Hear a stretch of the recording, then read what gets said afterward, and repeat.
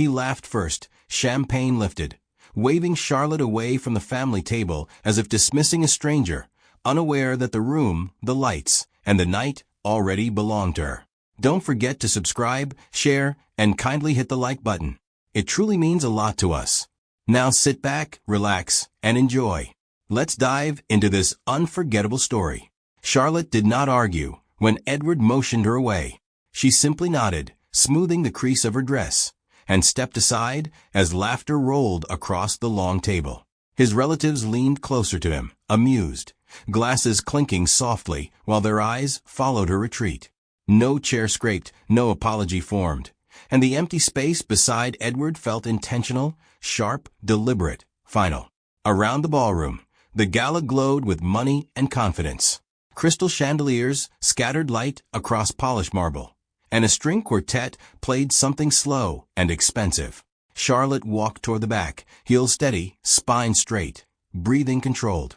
She could feel eyes, curiosity mixing with judgment. To them, she looked misplaced, a woman drifting away from importance, from power, from belonging. Edward didn't look back. He was already laughing again, telling a story about success and struggle, carefully edited. Charlotte had heard that version before.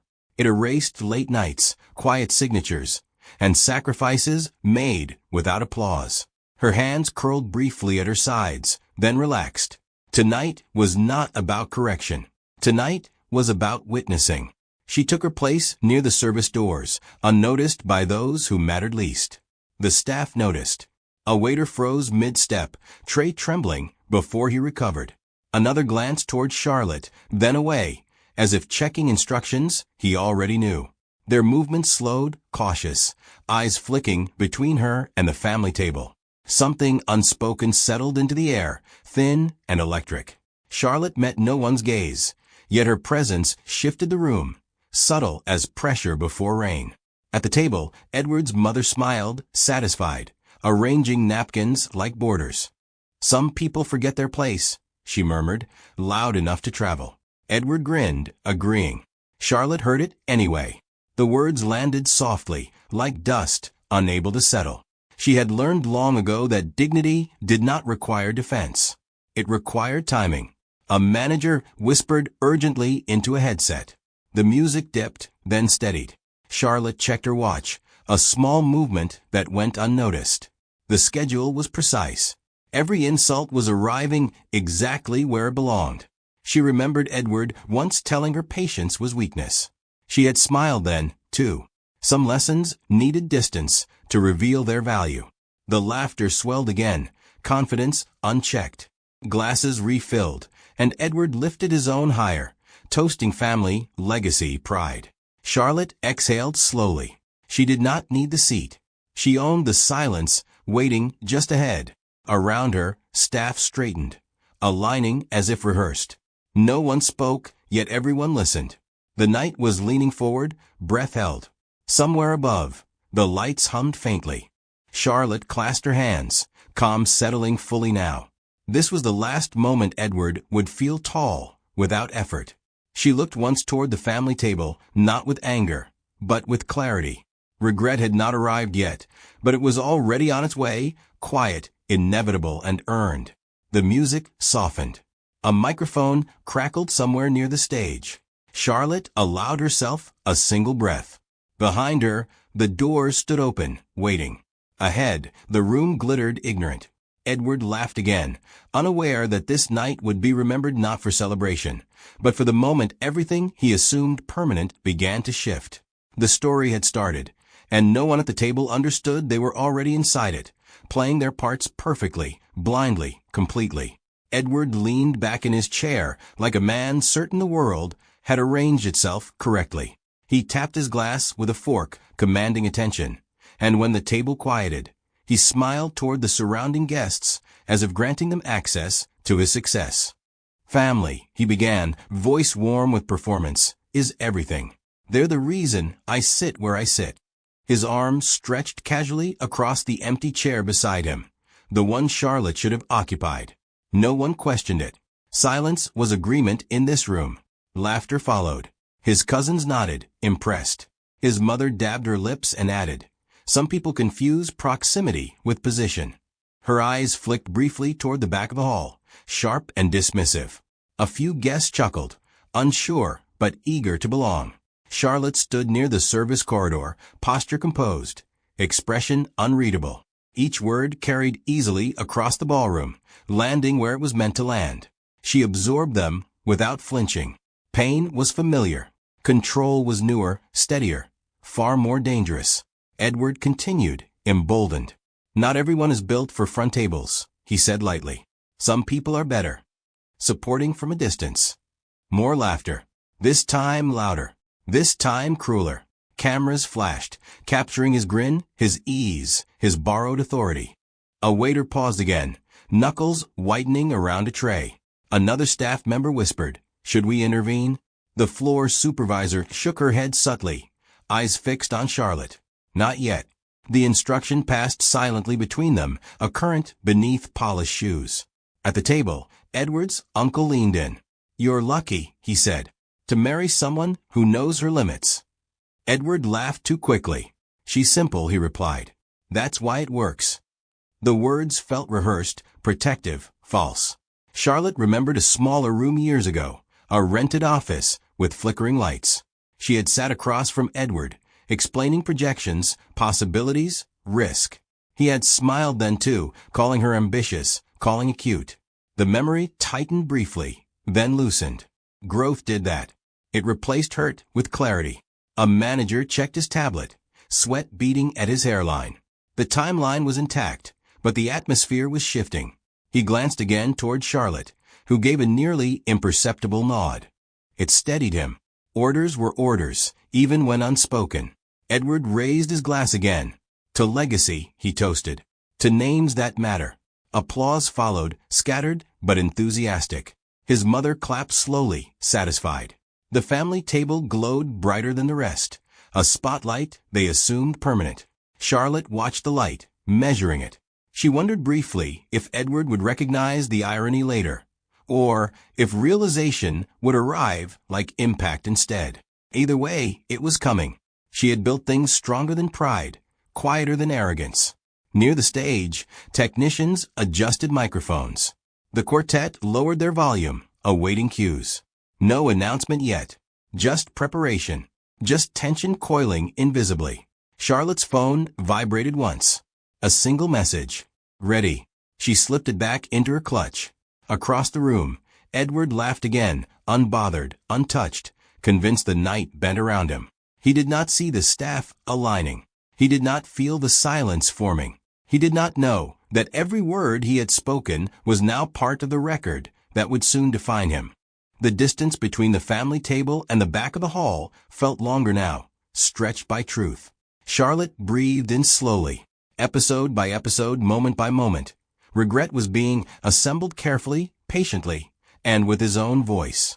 When the lights finally shifted and the room chose sides, Edward would remember this laughter, this ease, and understand too late how loudly ignorance announces itself before falling into permanent public silence. Charlotte did not leave the ballroom. That was the first thing that unsettled the staff. Most people, once pushed to the margins, disappeared quietly, saving face. Charlotte stayed. She stood near the service entrance, as if waiting for something inevitable. Her presence calm, deliberate, unashamed, like a decision already made. Guests passed her without looking twice. To them, she was background, another accessory to wealth she clearly did not possess. A woman out of place. Yet her stillness carried weight. She wasn't hovering. She wasn't pleading. She stood as though the night belonged to her, even from the shadows. Edward laughed loudly again, the sound carrying. "Honestly," he said, shaking his head, "some people don't understand optics." His sister smirked. "You did the right thing," she replied. "Image matters." Charlotte heard every word. None of it surprised her. This was who they were when they felt watched. A young waiter approached Charlotte hesitantly. "Ma'am," he whispered, unsure, "do you need anything?" The title slipped out before he could stop it. He stiffened, waiting to be corrected. Charlotte met his eyes and smiled gently. "I'm fine," she said. "Just wait." The waiter nodded, heart pounding, and backed away. Edward noticed the exchange from afar and frowned. "Why is staff talking to her?" he muttered. His mother waved it off. "Probably begging for tips," she said dismissively. Laughter followed. Edward relaxed again, comfort returning, control restored. Or so he thought. Charlotte's mind drifted briefly, not to the insults, but to the early days. The nights she stayed awake drafting proposals. The calls she made when no one returned them. The risk she signed alone while Edward slept, confident in futures he never questioned. She had never asked for applause. She only asked for respect. At the family table, Edward leaned forward, voice dropping into mock seriousness. "She wouldn't survive this world without me," he said. Too soft. His cousin nodded approvingly. "Good thing you guide her." The word guide tasted like ownership, like theft. Charlotte inhaled slowly, steadying herself. Behind the scenes, tension built. A senior coordinator glanced repeatedly at her watch. Another whispered, "She hasn't left." The response came quietly, firm. "She won't." Phones vibrated. Signals passed. Everything depended on timing, not revenge. Precision. The music swelled slightly, masking the shift. Charlotte adjusted the strap of her clutch, revealing a slim silver bracelet beneath the light. A staff member froze when he noticed it. Recognition flashed across his face before he masked it quickly. He turned away, pulse racing. The pieces were aligning. Edward stood to greet a passing investor, confidence flowing, unchecked. "This event," he bragged, "practically built around my network." The investor smiled politely, unconvinced. From the back of the hall, Charlotte watched him sell borrowed power with practiced ease. Her phone buzzed once more. 2 words appeared on the screen. "Almost time." She locked it and slipped it away. The air felt heavier now, charged. Conversations softened without reason. Laughter thinned. People sensed something approaching, though they couldn't name it. Charlotte straightened her shoulders. She did not look toward Edward again. He had already had his moment. This episode was about patience, about choosing when to be seen. As the lights shifted slightly overhead, Charlotte remained exactly where she was, waiting for the room to catch up to the truth it had underestimated. Edward's confidence deepened as the night progressed, fed by nods, smiles, and the dangerous comfort of being believed. He leaned into the role. He loved most the self-made man surrounded by witnesses. Every laugh confirmed his version of reality, and he performed it flawlessly. "So you know the hosting firm personally?" a guest asked, impressed. Edward waved a hand. "Of course. Connections," he said lightly. "They don't open rooms like this for just anyone." His mother smiled proudly, as though she had raised the architect of the evening rather than a guest within it. Charlotte stood where she had chosen, unseen by most, visible to the right people. Her gaze moved calmly across the room, noting details Edward never would. The lighting angles, the security placements, the staff hierarchy. This was familiar territory, and the familiarity steadied her. At the family table, Edward's uncle lowered his voice. "I heard the founder of the company is very private," he said. "No photos, no interviews." Edward scoffed. "That's marketing nonsense," he replied. "People like mystery until money talks." He laughed, missing the irony entirely. Charlotte remembered the meeting where that decision had been made. Her decision. Privacy was protection. Distance was leverage. She had learned early that visibility invited interference. Tonight was the exception, carefully planned, precisely timed. A junior coordinator hurried past her, whispering urgently into a headset.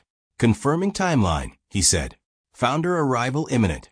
He slowed when he realized where he was, then stopped completely. Charlotte nodded once. He swallowed and moved on, pulse racing. Edward gestured grandly, holding court. "When you build something from nothing," he said, "you earn the right to choose who represents you." His sister nodded approvingly. "Some people just don't fit the brand." They laughed together, confident, cruel, secure. Charlotte's fingers tightened briefly around her clutch. Not in anger, in memory. She had built the brand they were mocking, brick by invisible brick, while Edward polished a persona atop it. He had never asked whose name was on the contracts. He had assumed. A waiter set a drink near Edward's elbow and murmured, Compliments of management. Edward smirked. See, he said. Respect. The waiter's eyes flicked toward Charlotte instinctively before he corrected himself and walked away. Respect indeed, but not where Edward believed it lived. The room felt subtly different now. Conversations dipped, rose, then dipped again. A hum replaced laughter. People sensed something unresolved, like a sentence interrupted. Charlotte felt it too. The shift from anticipation to inevitability. Edward leaned back, satisfied. This is what legacy looks like, he said softly, almost to himself. His mother squeezed his arm. You deserve this, she said. You always have. Charlotte heard that too, and almost smiled. Near the stage, technicians adjusted lights again, testing brightness, angles, focus. A name glowed faintly on a tablet before being hidden. Charlotte's name. The truth was already written. It was only waiting to be spoken. Charlotte took a slow breath. The throne Edward believed was his had always been borrowed. Tonight, the owner was about to reclaim the room, not with anger, not with noise, but with undeniable clarity that would leave no space for denial. As Edward laughed once more, the sound rang hollow, stretched thin by ignorance. He did not know the foundation beneath him was shifting. He did not know the story he had told all evening was about to be corrected, publicly, permanently, and without mercy. The contract bearing her signature rested safely in a vault miles away, yet its power filled the ballroom already, waiting for the precise second when silence would finally speak louder than applause. The shift began with something small, almost polite. A waiter approached the family table and stopped short of Edward, turning instead toward the empty seat beside him.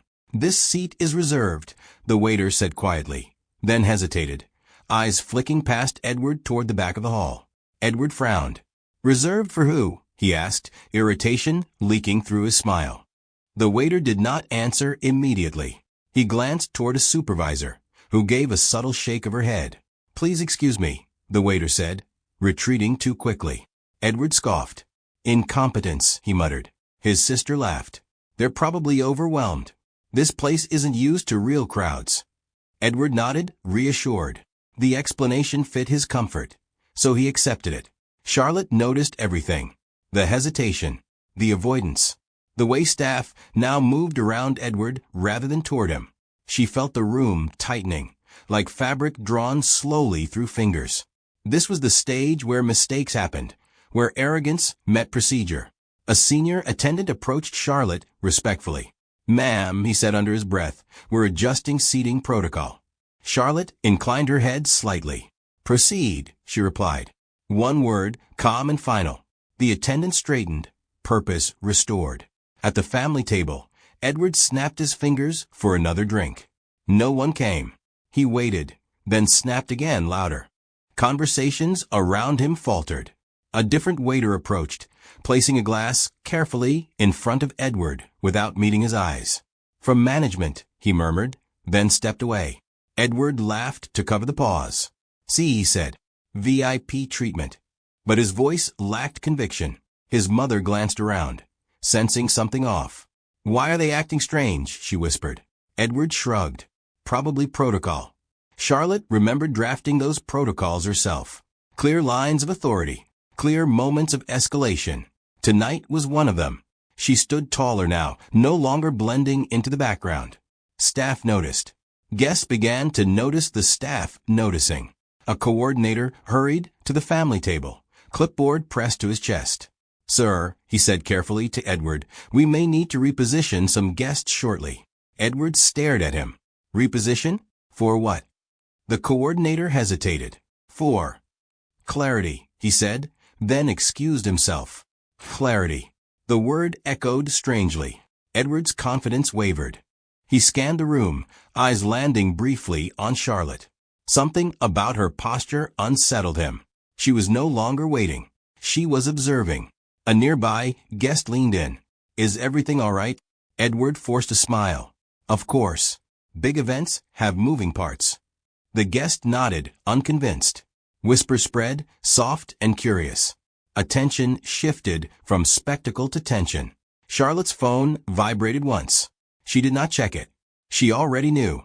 Around her, staff aligned subtly, spacing themselves evenly, clearing pathways. The room's energy reorganized itself without announcement. Edward rose halfway from his seat, then sat back down, uncertain. He had never felt uncertain in rooms like this. His mother touched his arm. "Edward," she murmured, "why do I feel like we're not in charge anymore?" He had no answer. He watched a supervisor speak urgently into a headset, eyes fixed on Charlotte. The realization did not land yet, but its shadow crossed his face.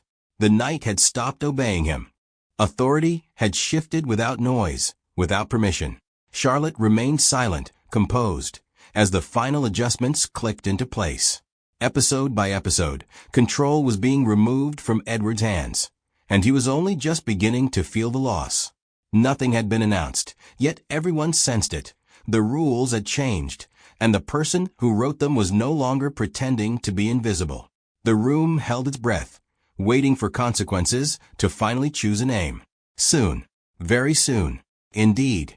Edward's uncle leaned closer, lowering his voice as if secrets could still be contained. "They say the founder is already here," he murmured.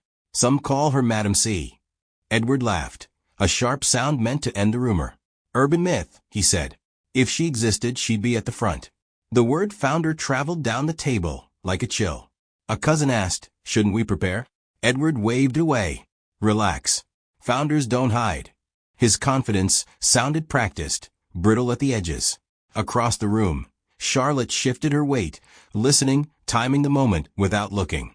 A server passed with a tray, stopping briefly near Charlotte. "5 minutes," he whispered. She nodded once. Her calm unnerved him more than shouting ever could. He moved on, shoulders tight, understanding now why silence could command rooms. Edward lifted his glass again, but this time his toast faltered. The clink was softer, the applause thinner. His mother leaned in. "Why do I feel like we're being watched?" she asked. Edward smiled too quickly. "Because you are important," he replied, though his eyes kept drifting. On the stage, technicians adjusted the microphone stand, raising it slightly. The quartet slowed, easing into a final note that stretched the air. A host rehearsed silently, lips forming words that would soon matter. Charlotte checked her watch. Seconds aligned. Edward's phone buzzed. A message from a colleague read, "Heard the founder is present. Be careful." Edward frowned, irritation flaring into something colder. He typed back, "Don't believe everything you hear." Yet his fingers trembled before the screen went dark. A coordinator approached the family table again, sweat visible now. "Sir," he said carefully, "we'll be making an announcement shortly." Edward stared. "About what?" The coordinator hesitated, then smiled thinly. "Acknowledgement." The word landed heavy. Charlotte remembered the first acknowledgement she had ever received, years ago, when a bank manager finally returned her call. She remembered the quiet triumph, the restraint. Tonight was not triumph. It was correction. Edward stood abruptly, chair scraping. "I'll handle this," he said, already moving. His mother caught his sleeve. "Edward, sit," she whispered. "Let things play out." He hesitated, pride wrestling caution, then sat again, jaw tight. Lights dimmed slightly, not enough to announce, just enough to unsettle. Conversations faded into murmurs. Heads turned toward the stage without instruction. Charlotte stepped away from the service entrance, not forward yet, just enough to be seen by those who mattered. Edward noticed. His gaze locked on her for the first time all night. Something in her expression peaceful, resolved, made his stomach drop. He searched her face for confusion, for fear, found neither. Only certainty. The host cleared his throat. "Ladies and gentlemen," he began, voice echoing. Edward's heart thudded. His glass slipped from his fingers, caught just before falling. The sound of near disaster rang louder than applause. Charlotte inhaled slowly. The room leaned in. Edward realized then that ignorance had a sound the hollow echo of confidence meeting truth. He sat frozen, aware that whatever came next would rewrite the night, and that he had authored his own regret without knowing the ending. Somewhere inside him, a warning finally surfaced, late and useless, whispering that power borrowed too long always demands repayment in public, and that denial only sharpens the blade waiting patiently for its moment. The microphone crackled again, louder now, sealing the truth that was about to be spoken aloud. No one moved. No one breathed. Even laughter abandoned the room. Edward stared ahead, understanding at last that silence was no longer protection, but a verdict forming irreversible, and aimed directly at him. Right now. Tonight. The lights dimmed another degree, subtle but unmistakable, like a breath drawn before a verdict. Edward felt it first in his chest. A tightening. He tried to laugh away. "Drama," he muttered, though no one answered him this time. The host paused at the podium, fingers resting lightly on the microphone. The room obeyed the pause. Conversations died mid-syllable, heels stopped clicking, and the quartet let their final note dissolve into silence. Charlotte stood a few steps clear of the service entrance now, neither hiding nor advancing, perfectly placed. Edward's mother straightened her necklace. "Why is it so quiet?" she whispered. Edward swallowed. "They're building suspense," he said, forcing a grin. It hung there, unsupported. His sister glanced over her shoulder, scanning the crowd, then looked away quickly. On stage, the host smiled with professional calm. "Thank you for your patience," he said. "Tonight marks a milestone for our partners." The word partners echoed, heavier than applause. Edward shifted in his seat, irritation flaring again. Partners implied equality. A stagehand adjusted a light, angling it toward the center aisle. Not yet to the podium, just enough to draw attention to the space between. The room leaned forward without realizing it had moved. Edward leaned toward a nearby executive. "I thought I was presenting," he whispered. The executive blinked. "Presenting what?" Edward opened his mouth, then closed it. Charlotte's phone vibrated once. She silenced it without looking. Around her, staff formed a gentle corridor, invisible unless you knew how to see it. Guests began to notice, murmuring softly, eyes following the subtle choreography. The host continued, "We honor vision tonight. The kind that builds quietly, then stands." Edward's jaw tightened. Vision had always been his word, his shield. He glanced again toward Charlotte, who met his eyes briefly, then looked away. His mother leaned close. "Edward," she said, voice unsteady. "Did you know about this?" He shook his head too fast. "Of course," he lied. He lifted his glass, found it empty, and set it down carefully. Lights dimmed once more, enough to signal a transition. The host raised his hand. "Please," he said gently, "allow me to invite our founder." A ripple moved through the crowd, not applause yet, just intake. Edward froze. Founder. The word landed like a dropped plate. He searched the stage, the aisles, anywhere but the back. He did not look at Charlotte. Not yet. A spotlight bloomed, slow and deliberate, not on the podium, but on the center aisle. It stopped there, waiting. Confusion flickered across faces. Whispers sharpened. Charlotte stepped forward. One step. Then another. The corridor of staff held. The light followed her precisely. Edward felt the room tilt. He stood halfway, then sat, then stood again. The host's voice cut cleanly through the murmurs. "Please welcome Charlotte." Nothing else. Just her name. Edward's breath left him in a rush. The room erupted into applause, sudden and thunderous. He watched his wife walk toward the stage with the composure of someone arriving home. As she passed the family table, Charlotte did not look at Edward. She did not need to. And in that moment, as regret finally found its shape, Edward understood that the seat he denied her had never been the front. It was the throne he had been borrowing all along. The realization hit without mercy, stripping him of excuses, leaving only the echo of his laughter replaying in a room that no longer belonged to him. The applause burned. The silence before it burned deeper. Edward felt both. Completely. Publicly. Permanently. This was the moment regret learned his name. And stayed. Charlotte reached the stage without haste, applause rolling around her like whether she had already crossed. She stepped into the light and waited, hands relaxed, posture steady. The room quieted again, this time willingly.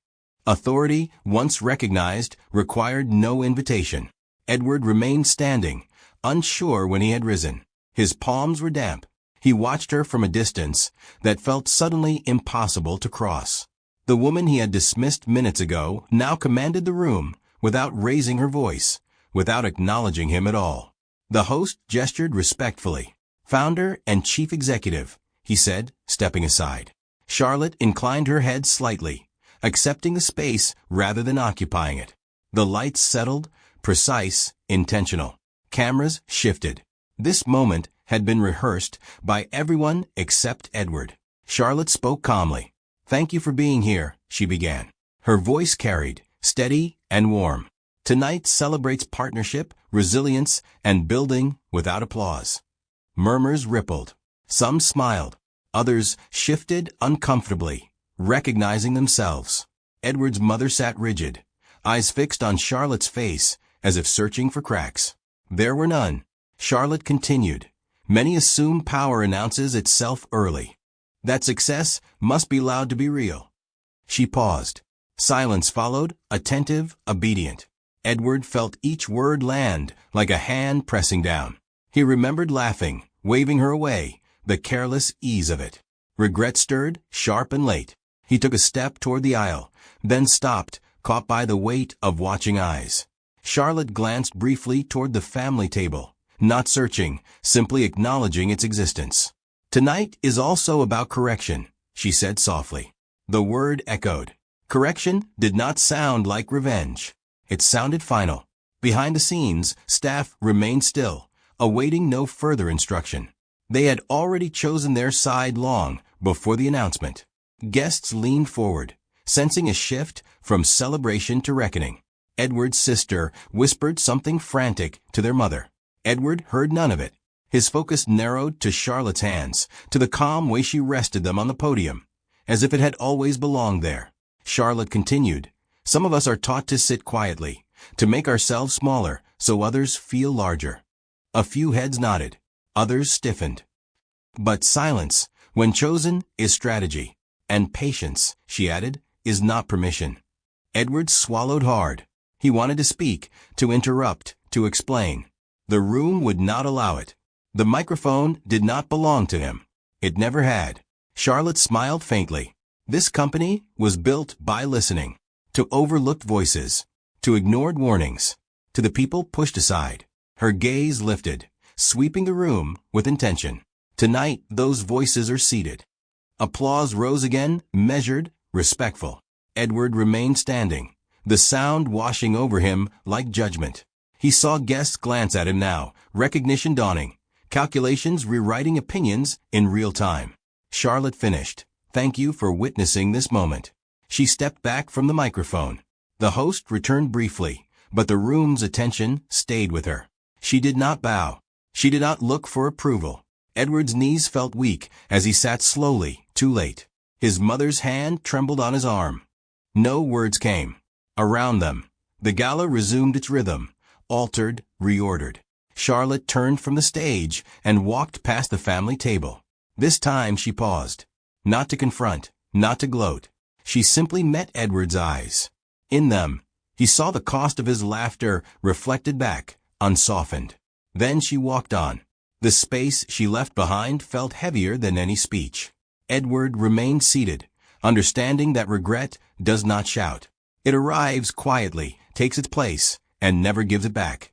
The applause faded, but the shift remained, heavy and irreversible. Guests resumed conversation carefully, voices lower, glances sharper. The gala continued, yet it was no longer Edward's night. It had been claimed, redefined, and quietly sealed. Edward sat frozen, hands clasped, staring at the stage Charlotte had already left. Every laugh he had offered earlier replayed now, with new meaning, stripped of humor, sharpened into evidence. Regret settled in him not as pain, but as clarity, cold and complete. Around the family table, reactions fractured. His sister avoided his eyes. His mother stared straight ahead, posture rigid, dignity cracking at the edges. An uncle whispered, "We didn't know," as if ignorance could soften consequence. Edward said nothing. There was nothing left to defend. Charlotte moved through the crowd with measured grace, accepting nods, brief congratulations, respectful distance. She did not linger. Power, once established, required no performance. She paused only to thank a staff member who had once hesitated, then continued on. Edward finally stood, driven by impulse more than courage. He followed her path, weaving through conversations that quieted as he passed. Faces turned. Whispers trailed him. He felt reduced, observed, rewritten by the same room he had dominated minutes earlier. "Charlotte," he said softly when he reached her. She stopped but did not turn. The pause stretched deliberate. When she faced him, her expression held neither anger nor triumph, only resolve. "I didn't know," Edward began, the words tumbling out too fast. "About the company. About tonight. About—" He stopped, breath itching. The excuses sounded thin even to him. Charlotte studied him calmly. "You knew enough," she replied. Her voice was steady, not raised. "You knew how you treated me." The truth landed without cruelty. That made it worse.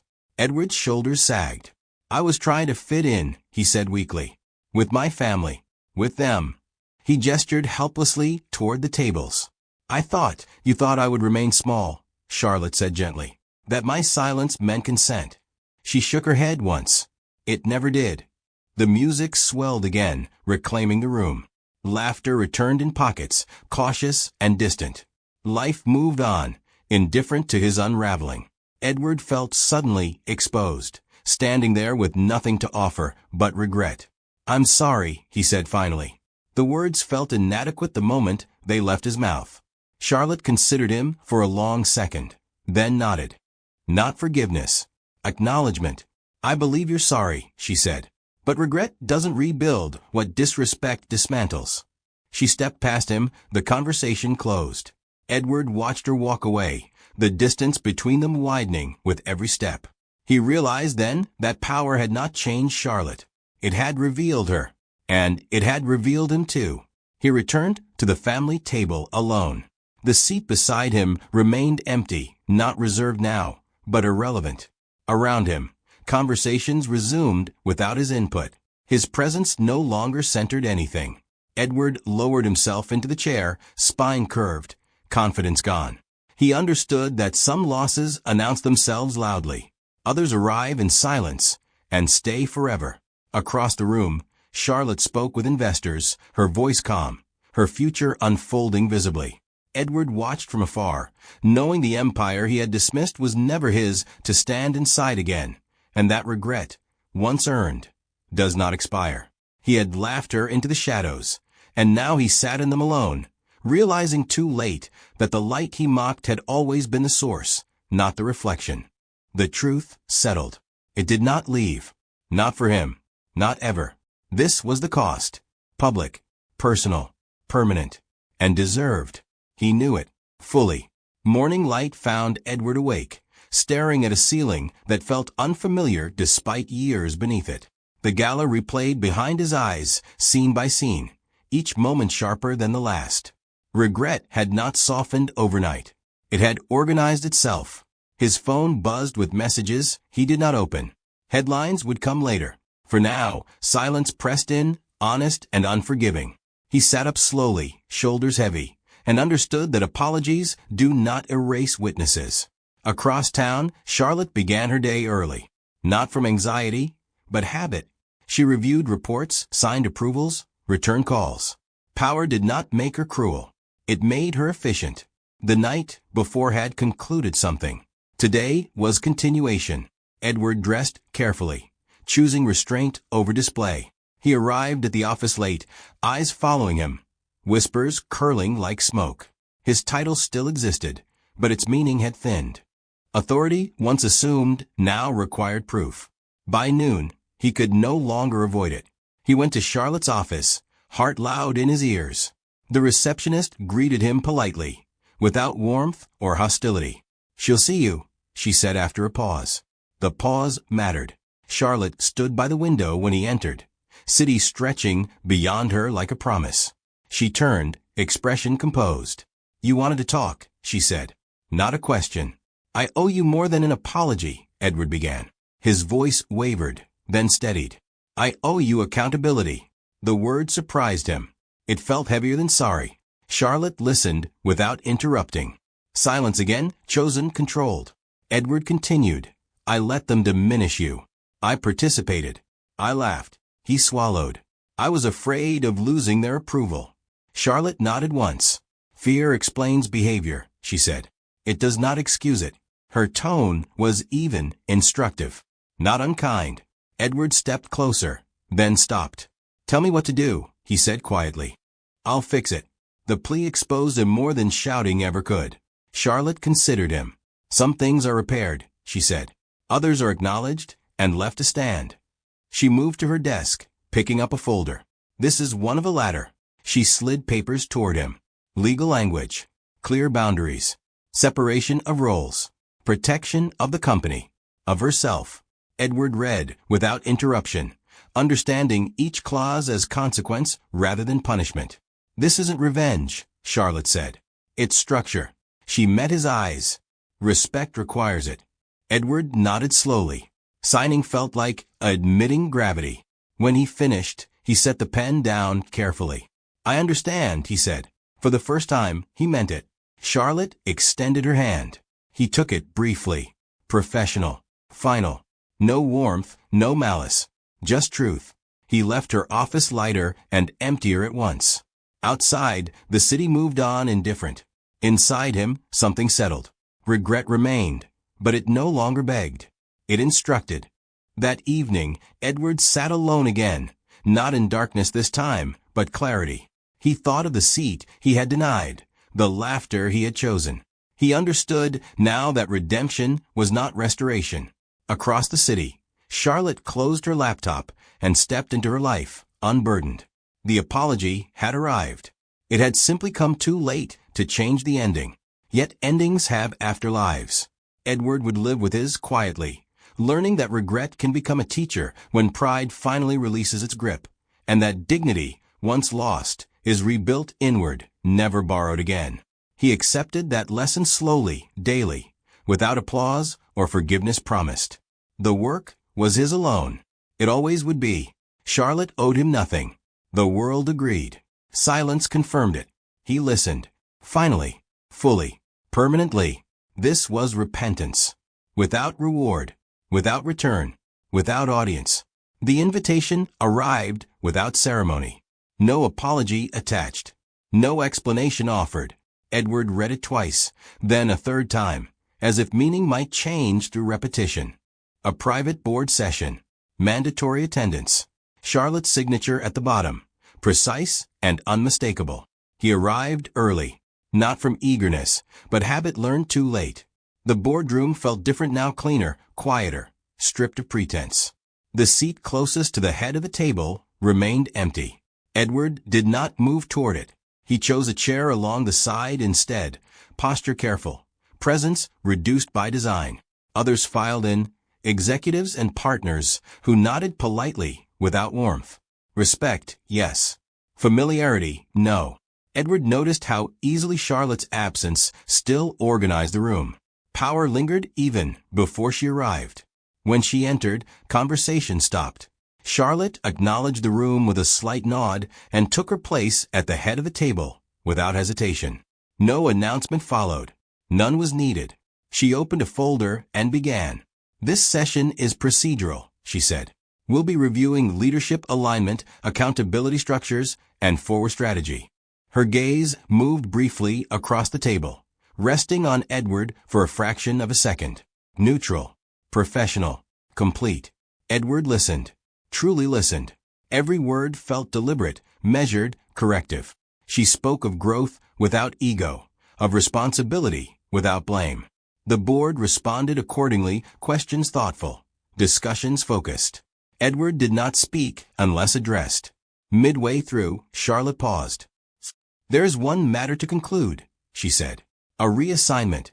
She slid a document across the table toward Edward. Not aggressively. Not apologetically. Simply. Edward unfolded it slowly. Advisory role. No executive authority. No public representation. Clear boundaries. Clear expectations. The demotion was precise, not humiliating. That made it heavier. You're not being removed, Charlotte said calmly. You're being repositioned. She met his eyes. This company requires trust. That begins with knowing where one stands. Edward nodded. I understand, he said. The words came easily now. Acceptance had replaced defense. A board member cleared his throat. Is this agreeable? Charlotte looked to Edward. The room waited.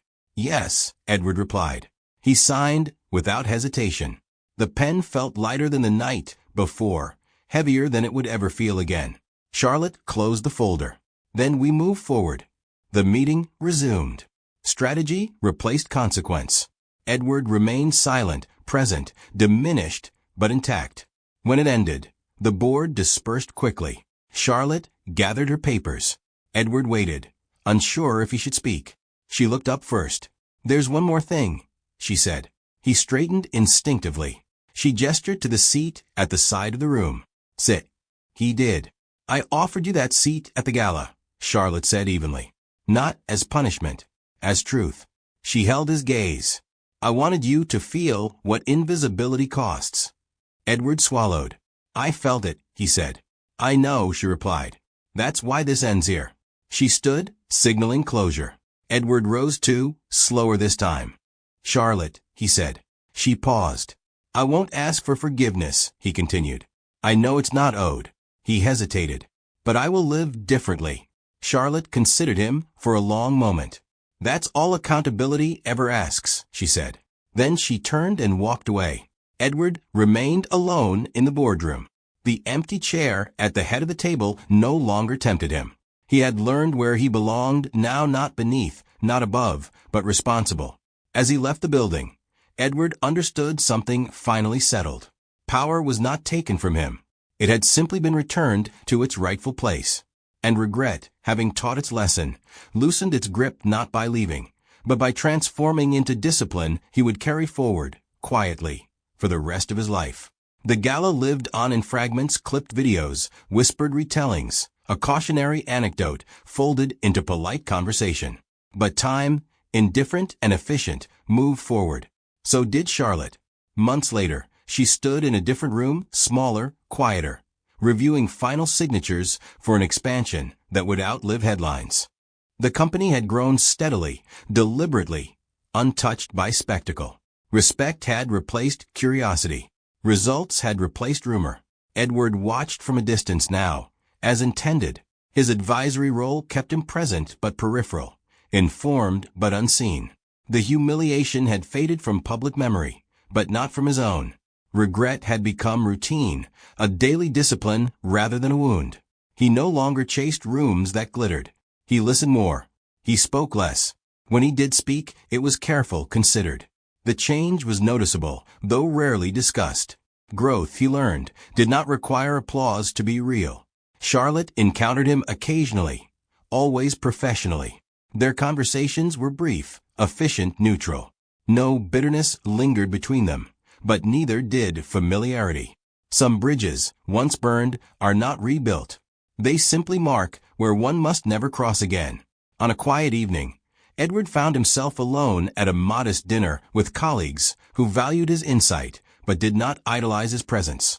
No one deferred to him. No one flattered him. The simplicity felt earned. He remembered the gala, then not with shame this time, but clarity.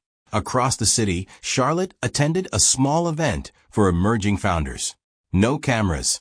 No ceremony. She listened more than she spoke, offering guidance without condescension.